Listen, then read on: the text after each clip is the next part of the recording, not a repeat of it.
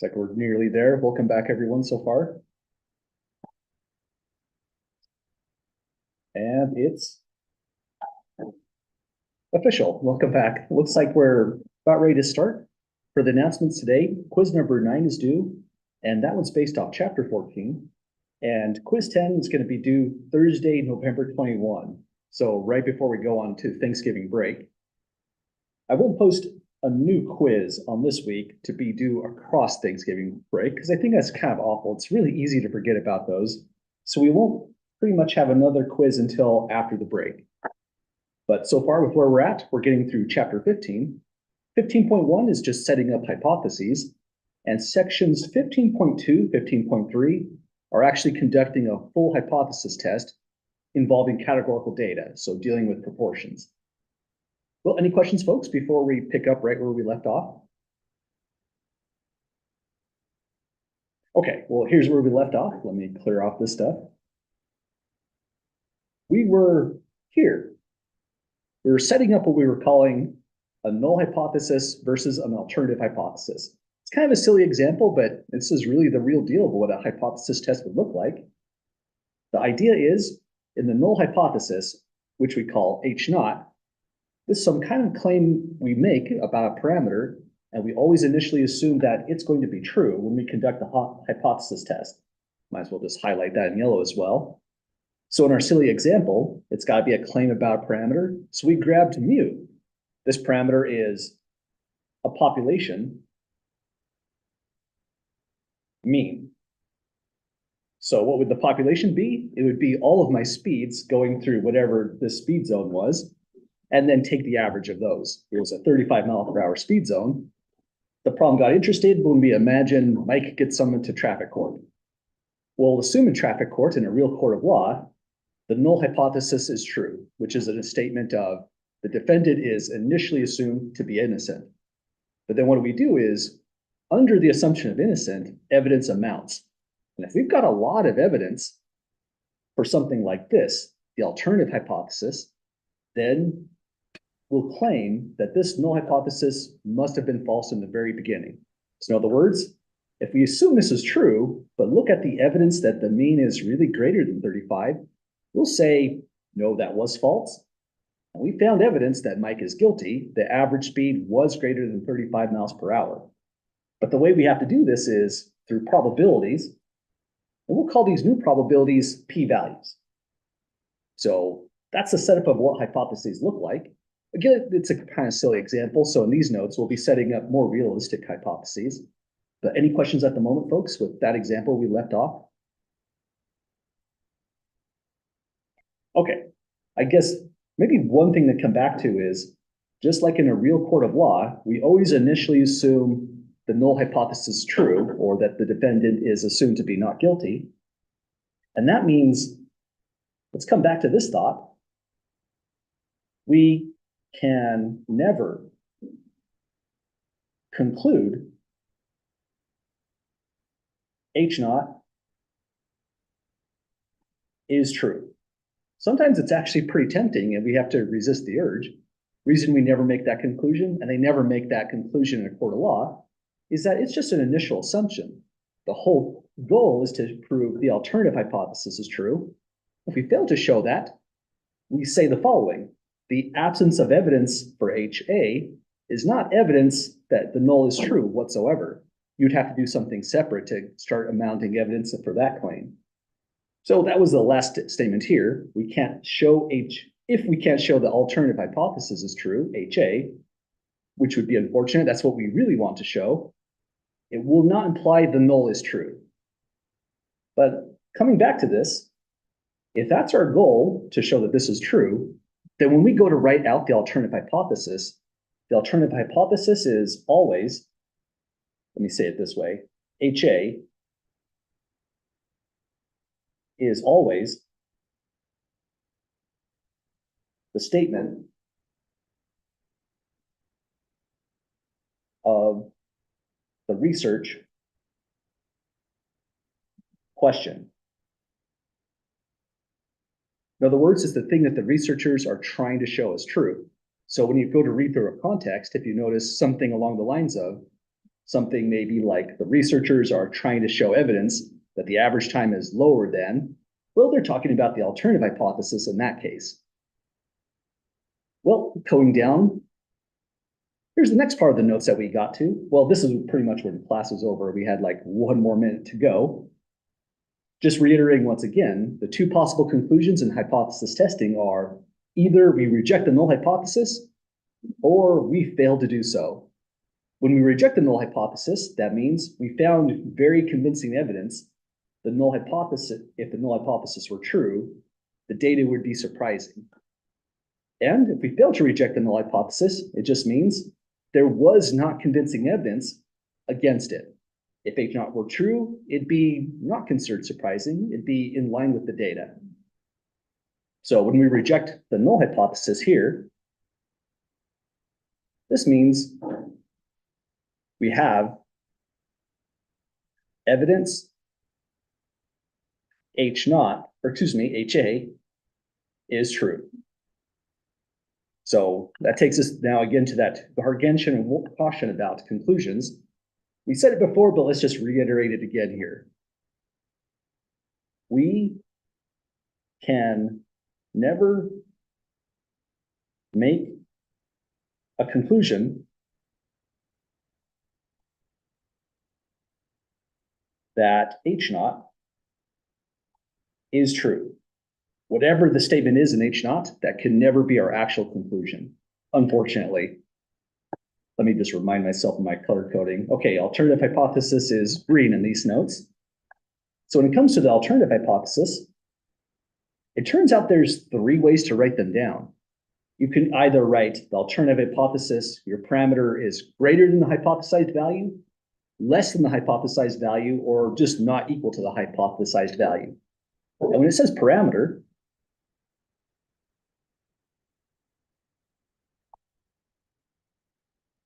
here, here, here, and here, we mean mu or p. Not that those are the only parameters in the course, but those are the ones we're going to be doing hypothesis tests with. So we'll test claims about mu, like the initial silly example at the top of the notes, as well as claims about the proportion p. And more we can say about these tests, because these words also come up quite a lot. On this one right here, where you see the greater than sign, this one's referred to as a right tail test. When we go to the one with the less than sign, this one's referred to as a left tail test.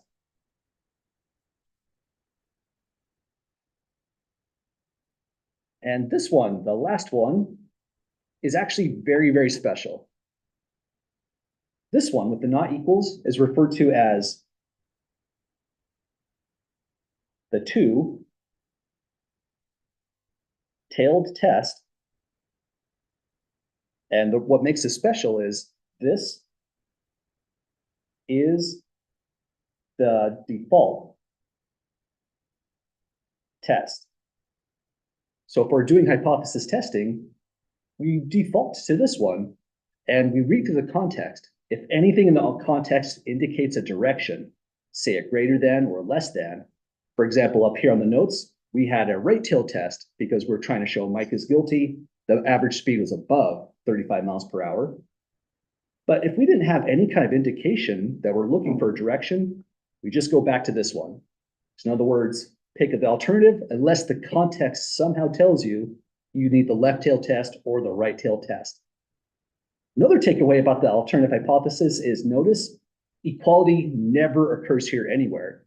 It's either not equals for the 2-tailed, strictly less than, or strictly greater than. The only place equality actually occurs is right here. We set the parameter equal to some hypothesized value in the null hypothesis. So the null hypothesis is the only one with an equal sign inside of it. So this is a lot about hypothesis so far. Again, that's one thing that makes chapter 15 tough at the very start, but it's just like anything else, whether you're dealing with the normal distribution, confidence intervals, any kind of confidence interval, more you practice with it, the more it just comes together. The method isn't too bad. It's more showing how it all comes together is quite a lot of stuff. But here we're finally going to start stating our hypotheses. And example one is very similar to the actual homework questions you'll see in my lab. So it says for each one of these, we have to define the parameter using the context. That's what we've been doing as our part A for every confidence interval problem we've been doing. So we're just doing that again. So define the parameter. I guess we're using yellow to highlight parameter. Using context, we'll write the null and alternative hypothesis in terms of those parameter values, whatever it happens to be. So let's give this a try. It says here in part A, seatbelt compliance in Massachusetts was 65% in 2008. The state wants to know if it has changed. So really the step one on this is we have to decide on what is the parameter. Let me write out this way a little bit more clearly. Step one. When we look at this data, does it feel like we're dealing with categorical data or are we dealing with quantitative data? Turns out it's not quantitative though. It's kind of tricky though. What would you say is the giveaway then to make this categorical? 65% in 2008. Yeah, that percentage is right there would be the giveaway. I agree. So if you see a percentage in the problem and there's nothing else, there's nothing like inches, feet, hours to indicate a quantitative variable, which always has a unit, you've got to be looking at categorical data. There's no other unit here except a percentage, so that gives us categorical now. So for step one, we'll say the parameter is P since the data is categorical. Let's do some kind of emphasis on that categorical statement. The major giveaway on categorical is the fact we had a percentage right there.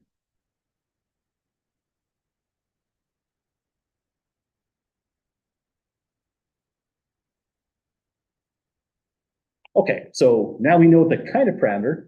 Again, that's tricky because your parameter could be mu if it's quantitative or P, in our case for categorical. So we do an initial assessment of what is our data in the first place. But now we have to actually define the parameter as well. And that makes sense because if we're going to write a hypothesis with a parameter and a null hypothesis with a parameter, well, we have to know exactly what that is. Just like with confidence intervals, you can't just deal with 73 less mu less 106 and understand that statement without knowing what the parameter is in the very first place. So same exact struggle with hypothesis testing. It's not too bad in this problem. There's not much context to really look at, right? So we'd say P equals the true proportion of, well, what is the population? Talking about seatbelt compliance in Massachusetts. So it'd be the proportion of, well, that would be the success in the problem. Yeah. Let's say proportion of all drivers in Massa, that's a long word, isn't it? Massachusetts. There we go. My sister actually lived in Massachusetts for a while. They are interesting drivers. But anyways, it's a true proportion of all drivers in Massachusetts. What else should we say to finalize it?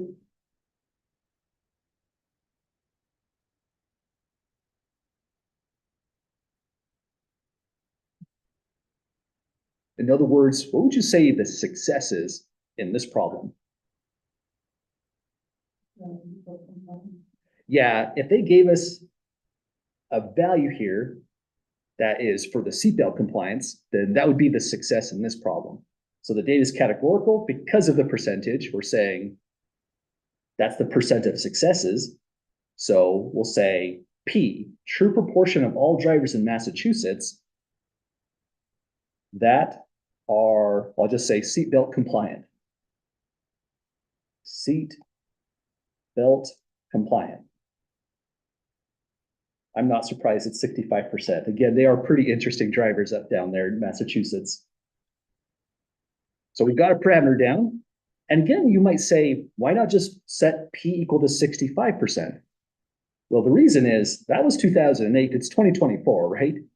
The state wants to know if it's changed. So the parameter value is not going to stay the same all the way from 2008.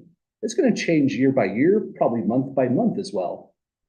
So now we're ready to start writing our hypotheses. We begin by first putting down a null hypothesis. So we're looking at this one. It'll be H naught. We put in the parameter. In this problem, it's just P. It's going to be equal to something. And we might as well write down the alternative hypothesis as well. HA, I'm not too sure what form it's going to be. We're going to have to figure that out ourselves. But we can say at least, put in a colon, write P equals. Well, this is the start. And now we need to do one other thing. Let me just include a little bit of space there. That number 65% is actually really special. It is a parameter, but it's the parameter for the population as it was way back in 2008. So it's a parameter for old data, really, but still plays a special role. So we will call that P naught. This is 0.65, and it equals the hypothesized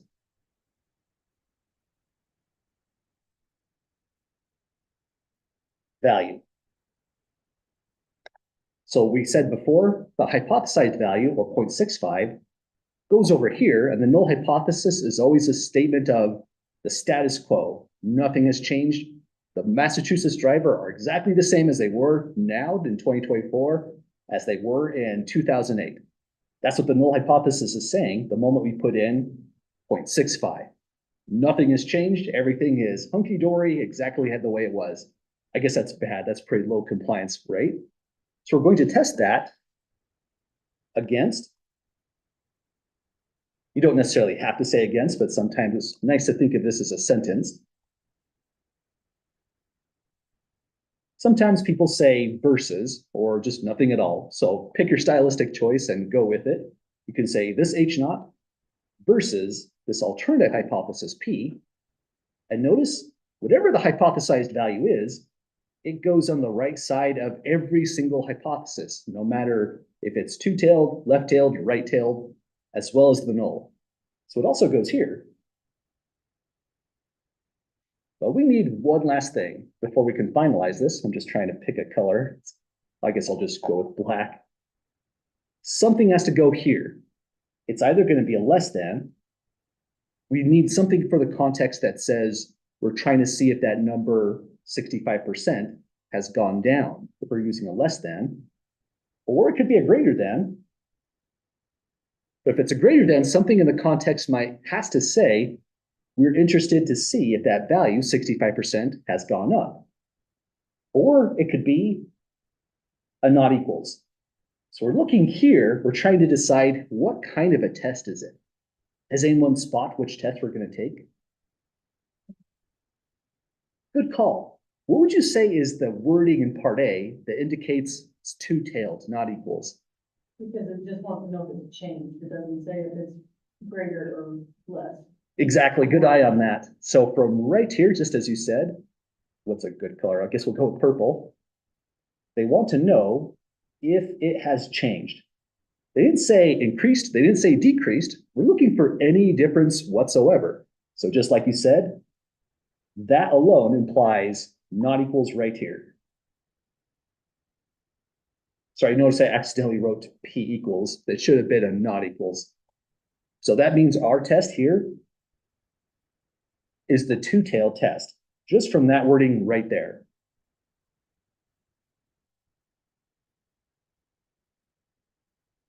It's kind of weird to call tails on everything here, but the reason we call these left tail tests, right tail tests, and so on is because it's the tail of the normal distribution that we're going to get our probability or p-value out. So really this problem's just come back down to another normal distribution type of problem. But we did it, folks. That's our first set of hypotheses. The hard work is really in step one. Sorry, I forgot to list out my steps. Determining the kind of data you have. Then here, step two, coming up with a parameter. In my opinion, those are always the trickiest steps. But once you get a lot of practice down here at step three, just stating your hypotheses, really not too bad. But that was so fun, we should just do it all over again. Let's go to part B next. Any last questions, folks, with part A? Okay, so here's our new scenario. Again, not a lot of context on these. These are kind of short and sweet problems. Part B says, last year, a survey found 45% of the employees were willing to pay for on-site daycare, and the company wants to know if that has increased this year. So let's make some observations with what we know so far. Just like on the last problem, the percentage right here and the lack of any other unit whatsoever tells us data is categorical. So start with step one.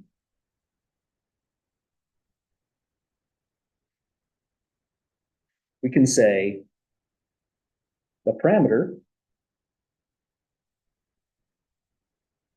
is P since the data is categorical.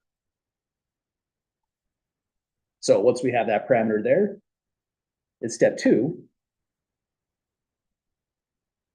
we need to now define the parameter.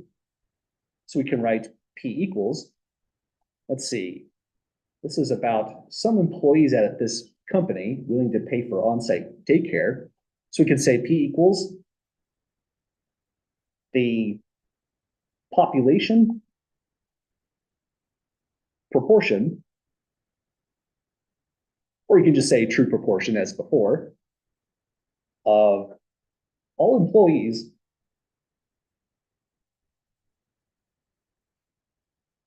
at this company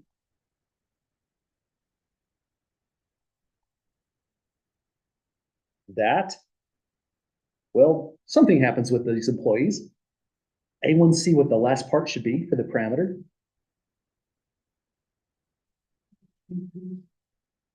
Well, that would be for like the alternative hypothesis. They're willing to pay. Exactly. Being willing to pay for on-site daycare is what the success is. So that gets wrapped up with the parameter here. So the population proportion, all employees at this company that are willing to pay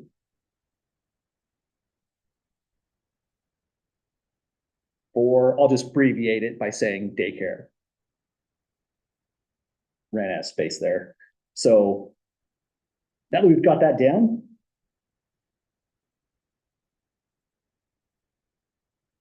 let's now write down as before, null hypothesis is H naught. Alternative hypothesis is HA. Both of them talk about a parameter, the same parameter in the problem. In the null, we write P equals. In the alternative, we'll write P, and we'll decide what goes in the middle. But the next value is, we need the hypothesized value. That's the 45% right here.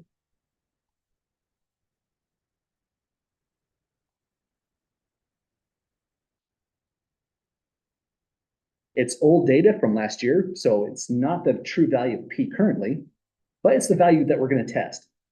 Essentially, what we're trying to do in this problem is we're just trying to see if there's enough statistical evidence of a change for the next year. So the null hypothesis is a statement of no change. Everything is exactly as before, 45%. The alternative hypothesis is a statement of some kind of change, 0.45. The default test is always not equals that goes right here, but we always want to see if we can put something more specific. Anyone see if there's something better we can put other than the not equals for two-tailed?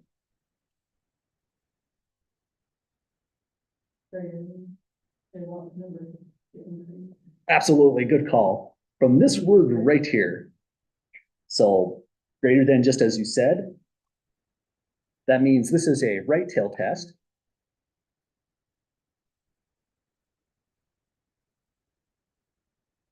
Actually, let me do it this way, like we did on the last problem. From just this alone, we want to know if it has increased. We'll use the right greater than sign for a right-tailed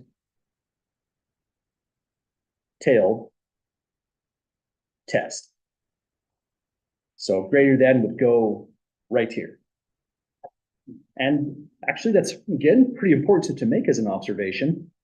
If we didn't know this right here, we would just put a not equals like we did on the last problem. So that's 2 down so far. Any questions at the moment? Okay, gets a little bit redundant after a while, but let's try it some more. We have 2 more to go. And it looks like a lot of categorical data. But once again, let's see what happens on this one. It says for this problem, regular credit card customers have a default rate 6.7%. A credit card bank wants to know if this rate is lower for their gold card customers. So I guess that would be customers with a higher credit limit or something like that going on. It did say lower right here. So already, before we do anything at all, this indicates a left-tailed test. As before, we're comparing this time, not populations across time, like the seatbelt one from 2006 to 2024. This is comparing different segments of a population. We have the population of regular credit card customers and a separate population of gold card customers. So we're wondering, is there a difference between the 2 populations, essentially, with this kind of problem? So this value right here is a parameter value for the regular credit card customers. And this is going to be the value to be tested, or hypothesized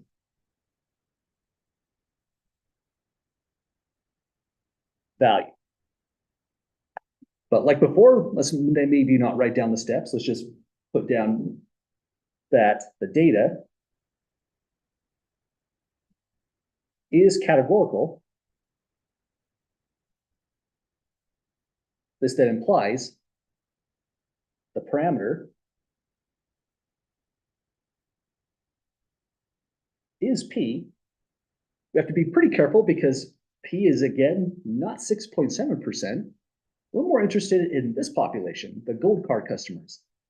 So we'll write down P equals true proportion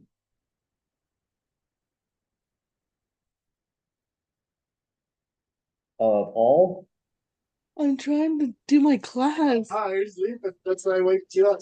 Rude. Open mic. We took care of it. Okay, so P is the true proportion of all gold card customers that, well, they do something. What would you all say the success is in this situation?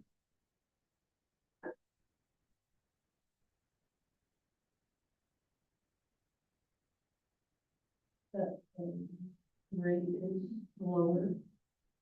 Well, that would be for the alternative hypothesis. Sorry, say again. It'll be the true proportion of all gold card customers that we have to say something happens to their credit card. Anyone see what it would be?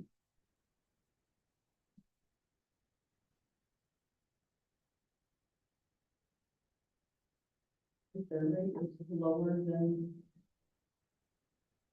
6.7%.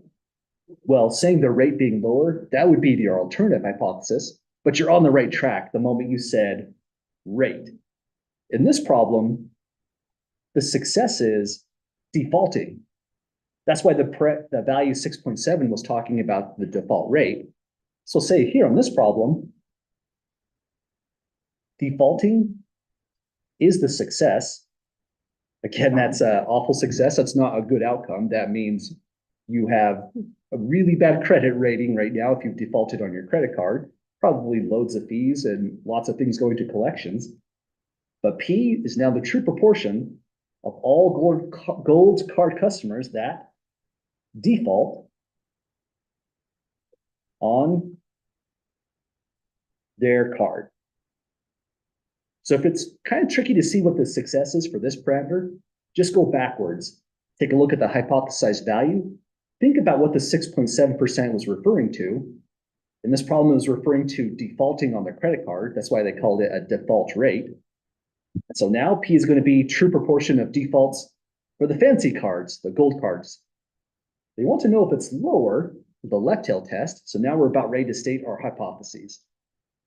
Any questions so far, folks? Getting that parameter down? Okay, let's write out two hypotheses like before. Let me keep the color coding the same. We'll test H naught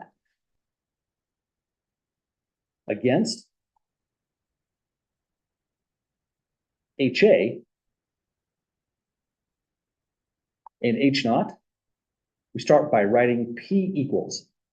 In HA, we write P. We see that the question is asking if they want, the credit card bank wants to know if the rate is lower than their gold card customers. And that statement lower is already going to give us the left tail test here. So less than goes in that location.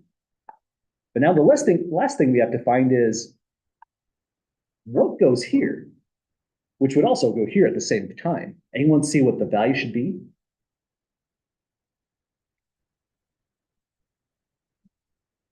Exactly. So the null hypothesis is a statement that nothing has changed.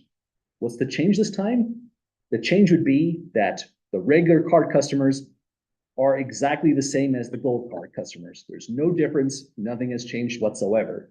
So if they're the same, then the gold card customers will have a default rate of exactly as you said, 0.067. I like that you made that a proportion. That's always a good call for hypothesis testing.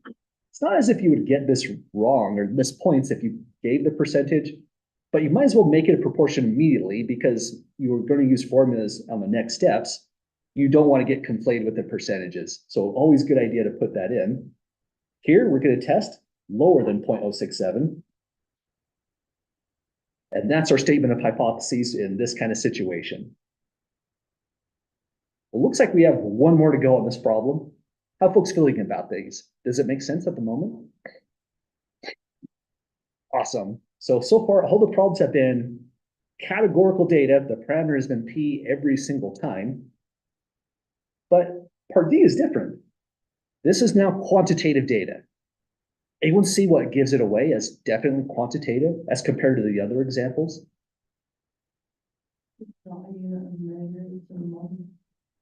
Exactly. We have units right here. The moment you have a unit coming in, not just a basic percentage like this one, you now have quantitative data from this alone. So this indicates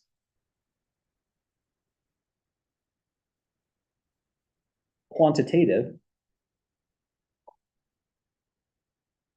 data. So let's run through the typical steps. Let's write this out since this is a different kind of problem. Now the data is quantitative. Step one, we determine the type of data. We can say here, the data is quantitative.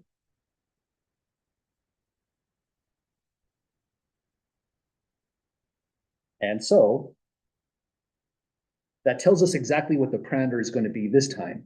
It's not P, it's going to be mu for an average. So we'll say the parameter is mu. Deserves an exclamation mark because we did 3 in a row where it was not mu, it was P. So once we know what it's mu, in step 2, we have to define it. But we also need to be really careful because 17.3 is not necessarily the value of mu any longer. So we'll write out mu equals the true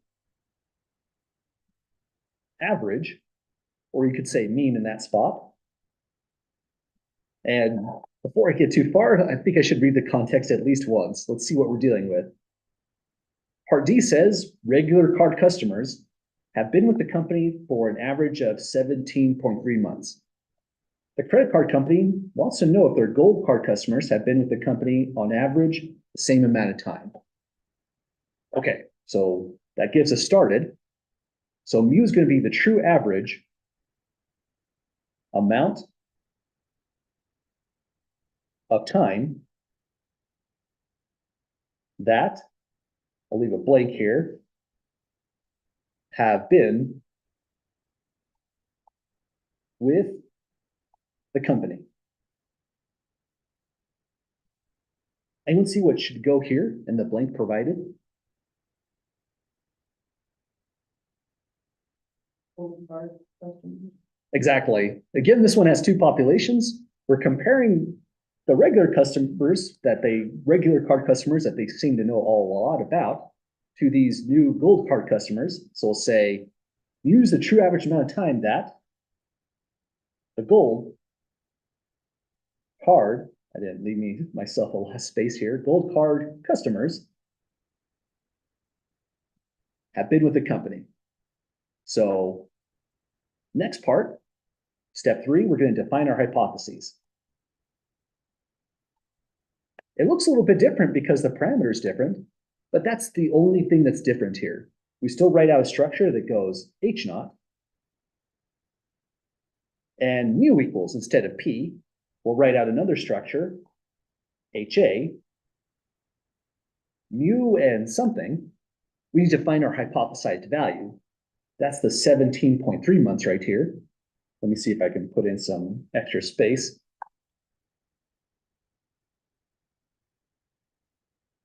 So that's going to be the so-called hypothesized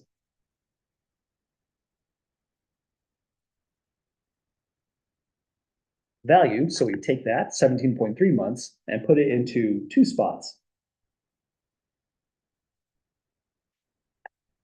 So on our first one, we have mu equals to the 17.3. And the second one, that's where we have to be a little bit extra careful. There's 3 options. Not equals is the default. So we're looking for anything that can indicate some other direction. Anyone see what we should put here?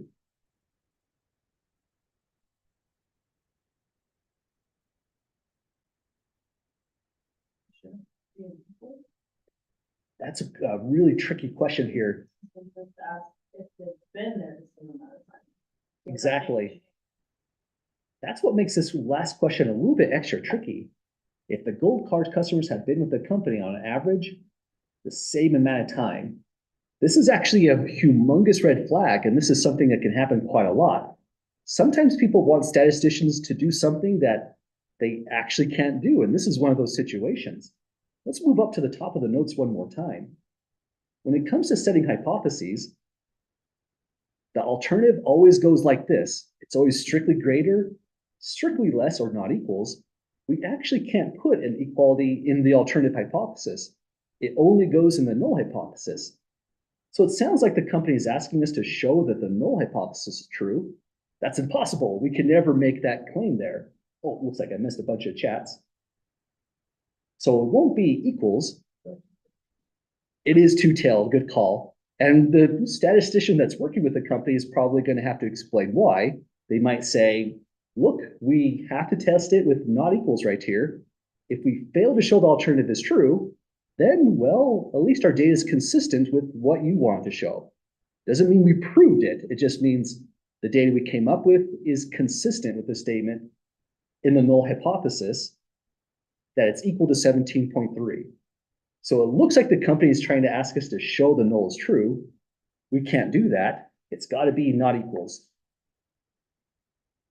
Let's make a statement right there, because again, that is definitely a little bit extra tricky. We'll say right here,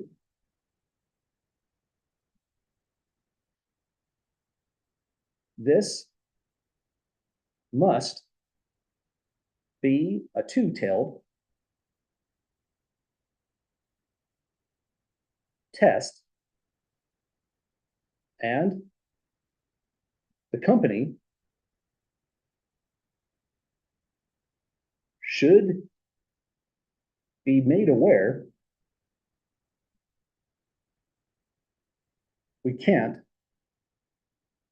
show H naught is true.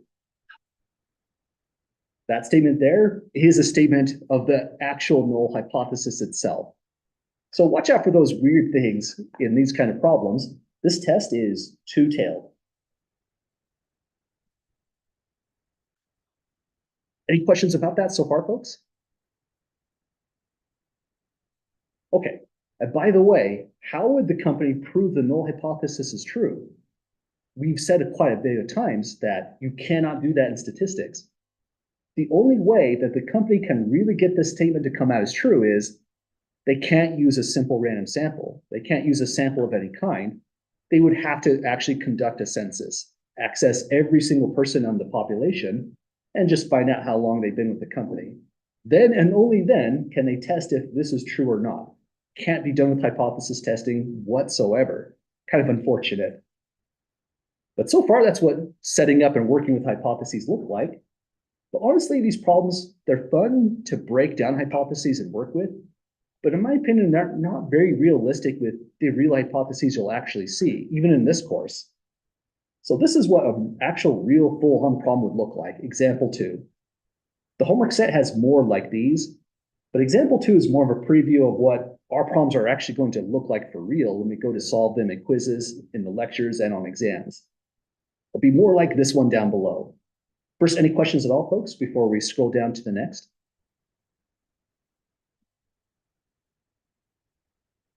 Okay, so here's how example 2 goes.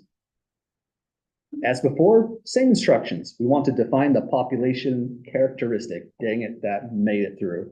That should say parameter right here. I thought I got all of them on this set.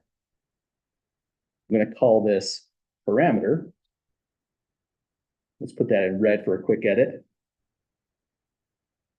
Those are pretty sneaky, so it might not be a bad idea to just put this in the notes as well, in case I miss another one. Parameter is synonymous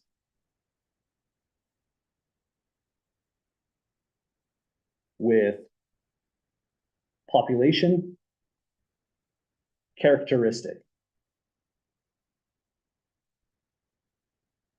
I used to hate saying population characteristic in the old book because it takes so long to write down. Now I can't seem to stop saying it. Parameter is a better word to say, though, for our class. So we'll indicate the parameter, then we'll state the null alternative hypotheses in terms of that parameter. But first, here's how the example starts. It says the National Center for Education Statistics monitors many aspects of elementary, secondary education nationwide. They tell us their 1996 numbers are often used as baseline to assess changes. I guess things were swell in 1996, and they're trying to maintain those numbers as best they can. So they go on to say, in 1996, actually pause right there. They're giving us historical value. It comes out as a percentage. So this 34% is the hypothesized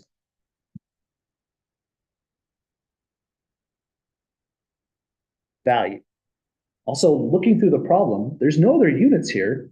There's an indication of having a success or failure and percentages. So we can also say the parameter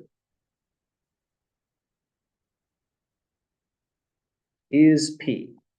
And let's just say in a parenthesis, categorical data as our explanation. The reason we're looking at so much categorical data is our first hypothesis test we do is for categorical, and then we switch over to the quantitative data. Okay, so back to the problem.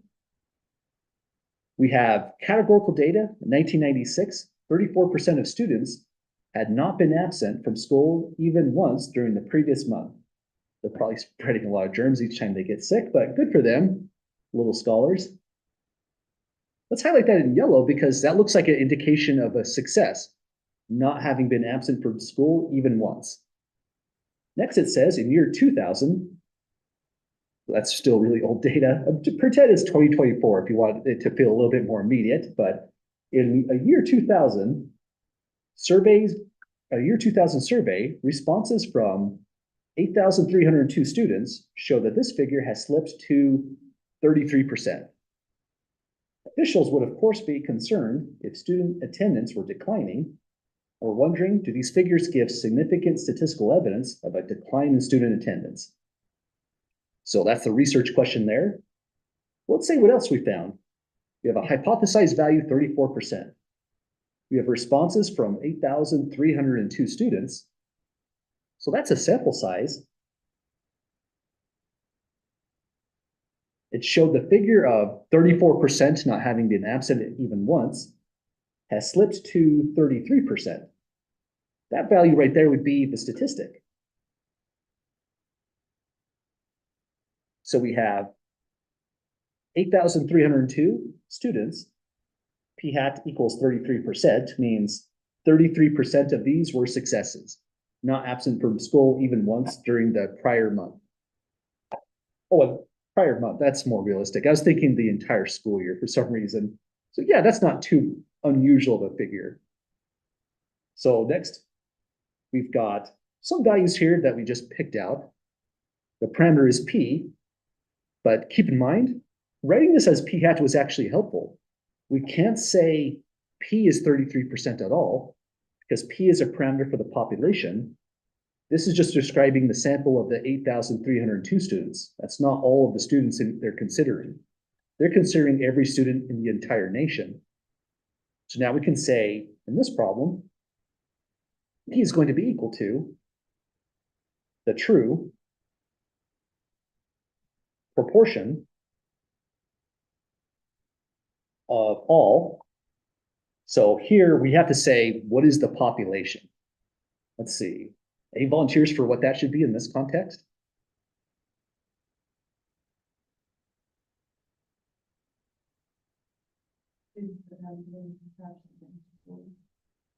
Exactly. So it's going to be all, it looks like not just every kind of student. What type of students would you say? For example, we're not looking into college students whatsoever, right? Exactly. We're looking into elementary. So all elementary.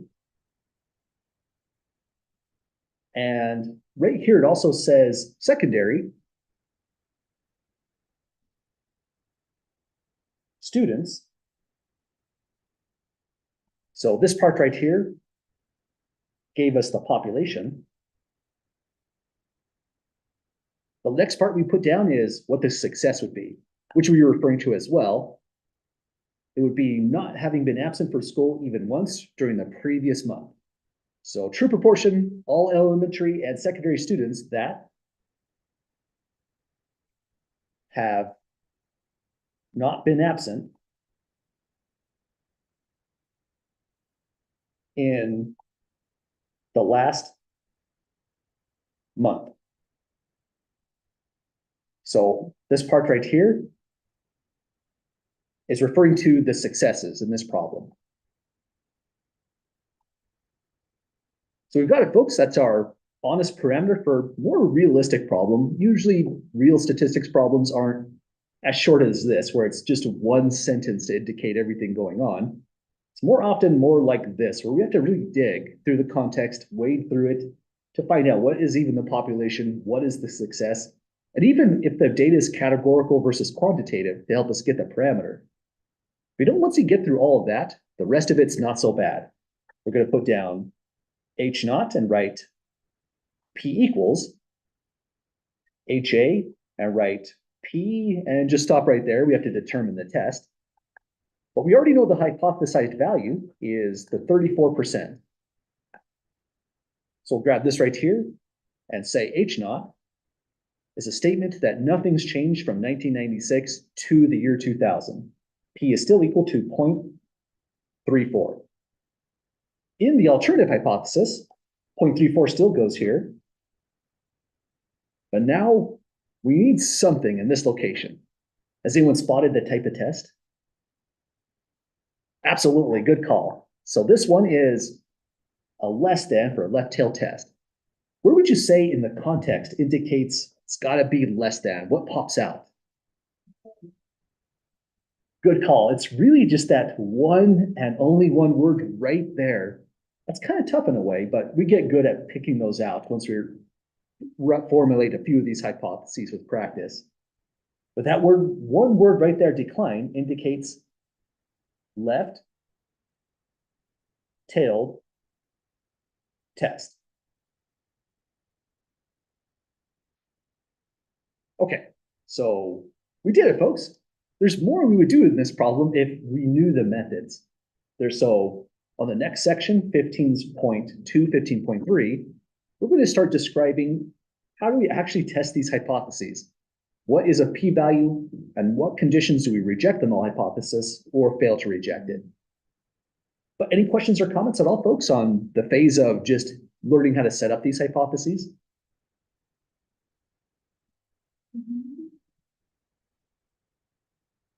Okay, let's go off to the next set of notes then.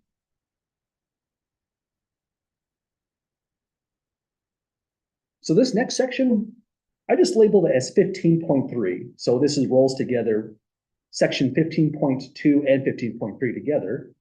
The reason I just called all of it 15.3 is in the homework, there really wasn't a lot of questions to ask directly out of 15.2. So we put it all just sort of in one spot. So the way these notes start out is a lot of this information is just review and summary information all the way back from chapter 13. We're exclusively looking at categorical data this time in section 15.3. And so we have definitions reminding us what we mean by successes and failures, how to formulate the statistic p-hat, as well as the central limit theorem makes another comeback in these notes. So we'll scroll back up to this first page. Again, this is all from chapter 13, the moment we need some of this stuff here. So think of this as just kind of a get everyone kind of on the same page with the type of data we're working on. So when we go down below, this is the actual new material. And notice what else has made it come back. Z-scores. If you want to get a p-value, we're often just going to do a z-score process. So let's remind ourselves, what does a z-score do? It calculates a data value, subtracts a mean. Oh, crap. And there's an X and bar in there. That should be a Y bar and a Y. There we go. Really fast edit on that. I'll leave the red off on this one. I think we're kind of used to seeing X bar or Y bar as being synonymous, especially with the TI-84 calculator. So all this calculates is the number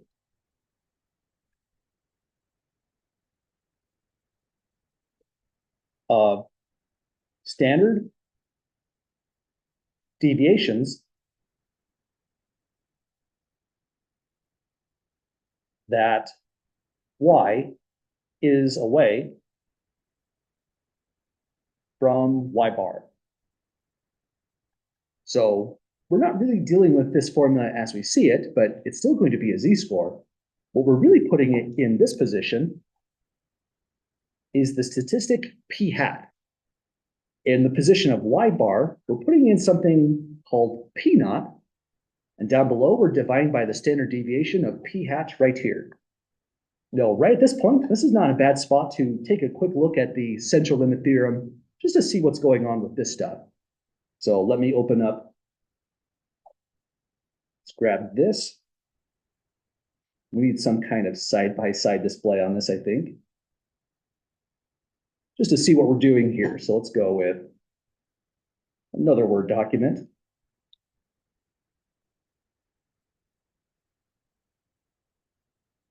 There we go. That should work out. So this is what a z-score looks like typically up above right here. But what we're going to do is use the central limit theorem. In the central limit theorem, we have p-naught going in this position, which is supposed to be a mean. This really is a mean because the mean of the sampling distribution is p. But big question for the class is, why is it p-naught? P-naught means it's something that came from the null hypothesis. That's where p is right here. So we're not putting the actual true mean p at all. We don't even know what it is, right? We can't put it there. We put in p-naught, the value to be tested. And the reason for that is the very first step in hypothesis testing is you assume the null hypothesis is true. In fact, that's what we said right here on the notes. In the very first step, oh, I think I undid that highlighting there. It should be stated somewhere. The null hypothesis, denoted by H-naught, is a claim about a parameter that is initially assumed true. Just again, like in a court of law, you would assume the defendant is not guilty. You're assuming that this is true. So in hypothesis testing, The moment you wrote down that null hypothesis, you've actually done a whole bunch of stuff. You know the value for P right here. You'll know the value for P here and P there as well. And so now P naught goes in 3 different positions. That means we don't even have a standard error, then that's pretty phenomenal. There's the actual standard deviation in the denominator, which is by this formula right here. So P hat doesn't even enter into this problem whatsoever when you go to calculate what we call the test statistic, Z. And it's no different than a Z-score. We're still standardizing values. What Z is measuring this time is, let me see if I can do an arrow that kind of goes like this. This is the number of standard deviations that P hat is away from P naught. So in hypothesis testing, we assume H naught is actually true. A bunch of consequences then are, again, if the P naught is actually the true value of the parameter of the population, then what this test statistic is saying is, how far away is your data from the hypothesized value in terms of the actual standard deviations? So it's doing exactly what the Z-score was doing up above. If their Z-score is large, like 3, that would mean your data P hat, the statistic, is 3 standard deviations away from the value you claimed in your null hypothesis. That would mean the null hypothesis is probably false. 3 standard deviations is a long distance away from the center at 0. And we would say we have evidence the alternative is true. So in conducting a hypothesis test, we formulate the hypotheses like we worked really hard on, and then we calculate a test statistic. After we calculate that, we can compute the p-value, and computing the p-value is kind of its own thing. We're breaking this up in a lot of different steps, so we'll get to that shortly and how that goes. But any questions at the moment, folks, with the test statistic? Okay, we'll practice calculating this stuff right here before we run through a full hypothesis test. But just for the sake of showing where we're going, that's the purpose of this segment of the notes. So once again, let's consider the hypotheses. P equals P naught. P naught is the value to be tested in the problem. This one's a two-tailed test, P not equal to P naught. We're going to test this at a significance level alpha. The astute readers in the class will notice that is new right here. We haven't talked about the significance level alpha once in the entire statistics course, but now it comes into play. The test statistic computes the number of standard deviations, and a p-value is going to give us a probability, and that probability is less than the significance level alpha. That highlighting doesn't actually work. Then when we say we reject the null hypothesis. So we're looking for small probabilities in order to reject the null hypothesis. And what we mean by small is significance level alpha, whatever it happens to be. Typical values for alpha are these. Alpha could be equal to 0.10.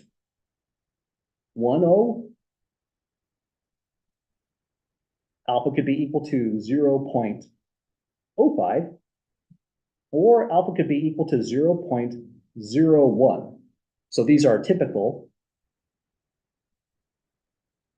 values. What this might remind you of, though, however, is when it comes to confidence intervals,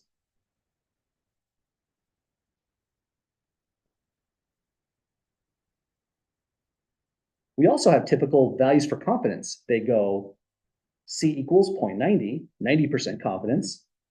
C equals 0.95 for 95% confidence, or C equals 0.99 for 99% confidence. And notice the tie-in. If you're dealing with the 99% confidence interval, but you decide to do a hypothesis test, you'd use significance alpha 0.01. So confidence in alpha should sum to 1. If you're doing a 95% confidence interval, but you're also doing a hypothesis test, significance alpha should be at 0.05 and so on. So these go together. And one additional comment we can make here is for a two-tailed test, conclusions are the same with confidence interval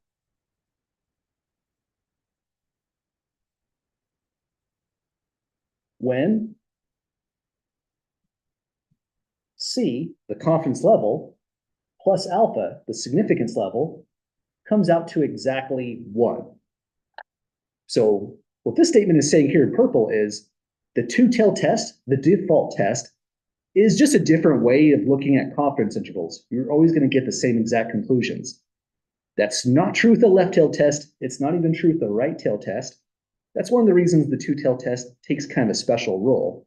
And we need more information on the problem to go away from the two-tailed test to make it a left-tail or a right-tailed test. When it's a left-tail or right-tail, your conclusions are not the same as what you would get with a confidence interval necessarily. They could be different.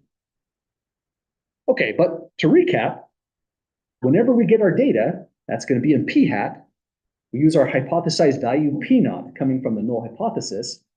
It calculates a test statistic z.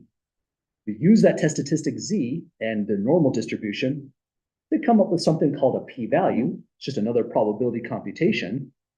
If it's small, by small we mean less than alpha that you state at the start of the problem, we will reject h naught and say, we have significant evidence the alternative hypothesis is actually true. However, if it's not small, if it's exactly, say, a 0.05 or bigger, we'll fail to reject the null hypothesis, and our conclusion will say, the study failed to find evidence that the alternative hypothesis is true. Note again, we'll never say that the study found evidence the null hypothesis was true. We either say we found evidence of the alternative, or we failed to find evidence of the alternative. Those are the only possible conclusions. That's a lot of talking, and so far we haven't done too much math with this. But here's a problem down below where we can get started doing some of these things. Any questions first, folks, before we take a look at that content below?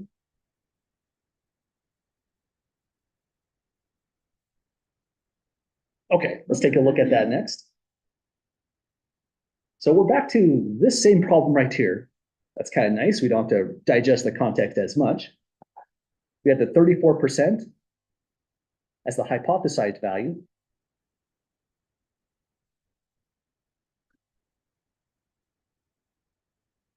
And notice that 34% makes its way here and here. This is a left-tailed test, like we indicated when we were in the last section, but also we have an indication that we're going to be testing this at a significance level alpha at 0.05. So this is going to be our benchmark for when we reject the null hypothesis or fail to do so. We want a probability, which we'll call p-value, strictly less than that 0.05 before we have evidence the alternative is actually true. The first question of this is actually pretty rough. It says, how many standard deviations is the sample proportion of successes away from the hypothesized value? Round to 4 decimal places. Well, we know what the hypothesized value is. It is going to be 0.34 in the problem. We see it in the null hypothesis. That's enough for us to know that that's the case. It says here sample proportion of successes, but that's going to be our statistic, p hat. Reading through the problem, we indicated in the last set of notes, this right here is our p hat, equals 0.33. So I guess we can write it down below here as well. And this part, finally, we're getting to the meat of the problem. When it says how many standard deviations, that's a z-score, which in this context becomes the test statistic z. It's still a z-score. That's why we indicate it as z, just like we did in chapter 5 still. The formula for this goes p hat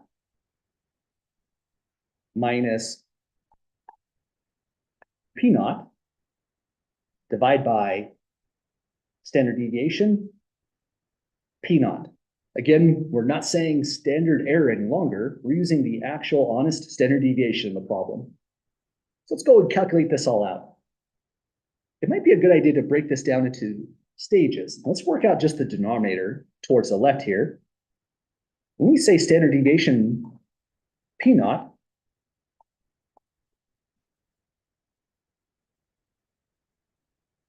or rather, that should be standard deviation p. Sorry about that confusion there. The standard deviation of p itself is going to be square root. It's tempting to say p hat here because we did that like a million times in chapter 13. But now this is the true standard deviation, not the standard error. So it's going to go p naught, 1 minus p naught, and divide by sample size n. And by the way, we found the sample size was this, 8,302 students. That's not too bad of a computation, except I kind of painted myself into a corner. Let me go down to write this in. So I realize if you printed these out, you can't just hit enter and get more space like I'm doing here. So P naught is this figure, 0.34. We'll go 1 minus 0.34, divide by sample size, 8,302. And now we can get a figure out. So over here in the calculator, I'll go second power 2 button for the square root, 0.34, parenthesis 1 minus 0.34. Then hit division by 8,302. In my calculator, I'm going to round this to 4 decimal places. I've got 0.0052.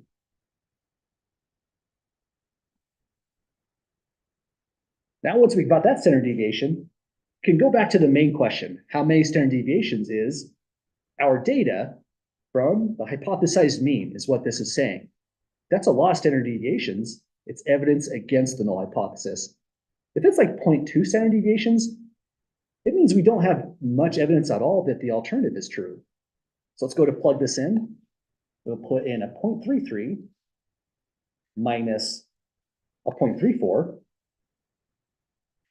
We're dividing this all by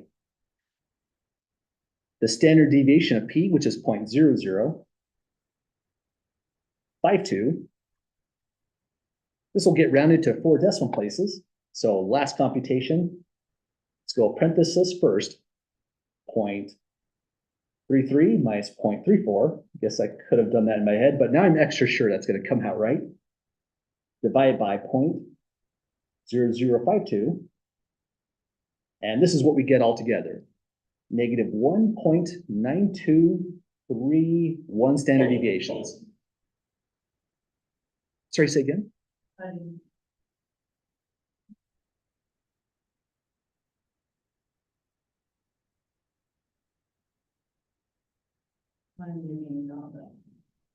Oh, weird. Let's see. Oh, I forgot my parentheses. Yeah, it's probably this last one, isn't it? Yeah, that's an easy one to miss on Maybe like these kind of things. Gotcha. Well, we found that the number of standard deviations is negative 1.9231. I'll just write here as a reminder, standard deviations. And that means, well, this looks kind of borderline. This could actually be a good amount of evidence against the null hypothesis saying, we have found evidence the alternative was true, but to really make that formal, we have to compare it against the significance level alpha. So we still need to find a p-value to compare against that. I don't think we have enough time to do that in 1 minute, but I want to get through this problem right here before class ended. Any last questions, folks, before we call it a night? Okay, well, we're going to take a nice weekend. We'll come back on Monday, last week before Thanksgiving break, and finish off section 15.3. Have a great weekend, folks. If you're working over the weekend and have questions, don't hesitate to reach out. Otherwise, I'll see you all next Monday.